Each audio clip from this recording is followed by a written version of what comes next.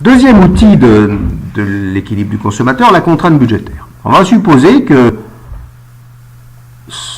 cette entreprise agricole a un budget de 20 000 euros, de 200 000 euros, pardon, et qu'il peut répartir son budget. Alors on va supposer qu'il y a deux pays.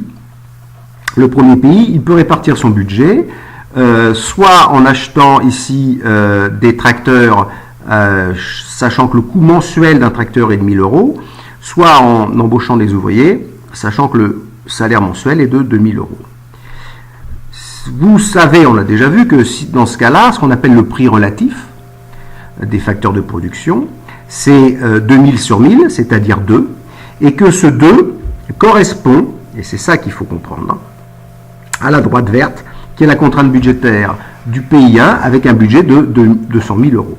Donc avec 200 000 euros, vous voyez, il peut par exemple ici acheter, et vous ferez le calcul, 10 tracteurs, mais dans ce cas-là, il lui restera de quoi embaucher 5 ouvriers. Prenons le pays 2 maintenant, qui lui a des salaires beaucoup plus bas, c'est un pays moins développé, donc des salaires mensuels de 1 000 euros, 2 fois moins, et un coût d'utilisation du tracteur un peu plus élevé. C'est vrai que souvent, les facteurs de production coûtent plus cher dans les pays moins développés, les facteurs capitaux. Donc, une fois que j'ai ça, si je regarde mon prix relatif ici pour ce pays 2, j'ai un prix de 4/5. Et la droite ici, qui correspond à la contrainte budgétaire du pays 2, vous voyez, cette droite, elle est effectivement d'un montant de 4/5 comme pente.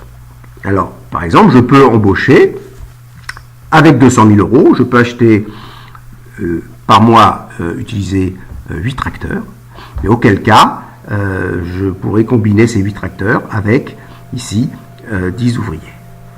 Donc ces deux contraintes budgétaires, vous voyez, traduisent le fait qu'on a deux pays qui sont différents, et lorsque l'on va calculer les équilibres des producteurs dans ces deux pays, pour un même isocamp, pour une même technologie de production, on va se retrouver avec des combinaisons différentes, avec, et c'est ce qu'on va voir dans la prochaine diapositive, plus de tracteurs par ouvrier dans les pays où les salaires relatifs par rapport au prix du capital sont élevés.